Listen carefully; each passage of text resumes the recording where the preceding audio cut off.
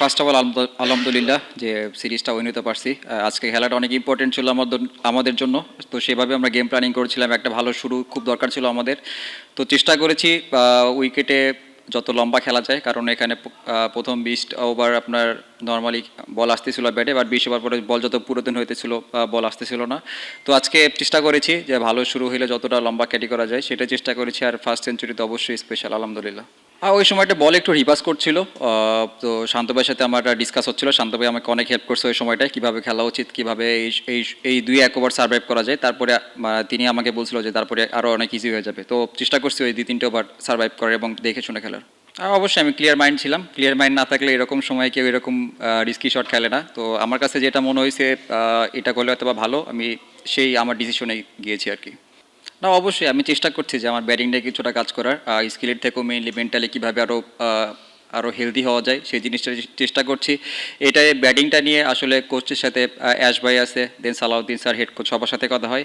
আর mainly একটা নাম mention করতে চাই আজকে, যে শারিয়ান নাফিস, তার সাথে আর কি অন অ্যান্ড অফ আমার কথা হয়।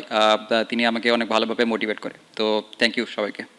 আসলে আমি এরকমভাবে কখনো চিন্তা করি না। যখন ব্যাটিং চাই মাইন্ডসেট আমার সবসময় পজিটিভ থাকে। আমার রেঞ্জে যেটা থাকে আমি সেটা সবসময় ট্রাই করি যে বাউন্ডারির জন্য যাওয়া। এইরকম চিন্তা করি না কখন। আপনি অ্যাজ এ ওপেনার হিসেবে দেখেন, ওইখানে কিন্তু সিঙ্গেল রান নেওয়ার অপশনটা কম। তো বাউন্ডারির দিকে অবশ্যই চেষ্টা থাকে যে ব্যাট বল যখনই পাবো, আমার রেঞ্জের ভিতরে যখনই পাবো, সেটা অবশ্যই বাউন্ডারির জন্য খেলার।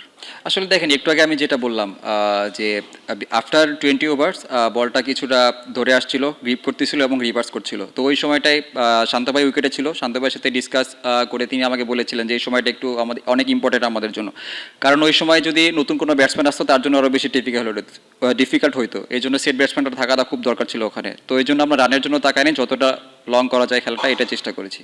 এরকম কখনো চিন্তা করি না, সবসময় চেষ্টা করি টিমের জন্য ভালো কিছু কন্ট্রিবিউট করার। আর লাস্ট ওয়ান ডেতে অনেকগুলো ভালো সেট হয়ে আমি আউট হয়ে গেছি, সেটা ক্যারি করতে পারি না। তো আজকে চেষ্টা করেছি যে যেটা ভালো শুরু পাইছে এটা যাতে কীভাবে আর একটু বড় খেলা যায়। তো তো যেটা হয়েছে আলহামদুলিল্লাহ।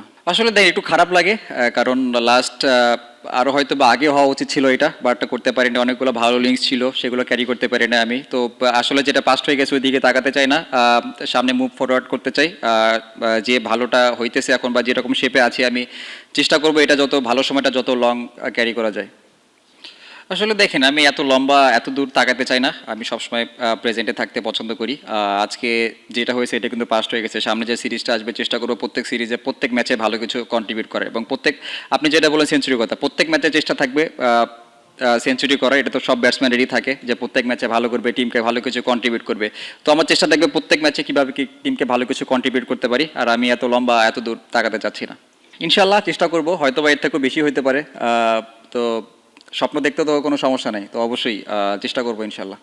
অবশ্যই অনেক ইম্পর্টেন্ট ছিল, কারণ আমাদের শেষে দেখছেন যে রিশাদকে বোলিং করানো হয়েছে, যে সময়টায় আসলে আমরা চাইছিলাম একটা কোনো পেসার থাকবে কিংবা এরকম কি। আর ওই সময়টা যদি একটা বাউন্ডারি লিক হয়ে যেত তাহলে খেলাটা আরও টাইট হয়ে যেত। তো ফিজ ভাই যে ওয়ার্ল্ড ক্লাস বলার, সেটাই প্রমাণ করেছে উনি। তো তার থেকে আমরা এরকম কিছু আশা করি।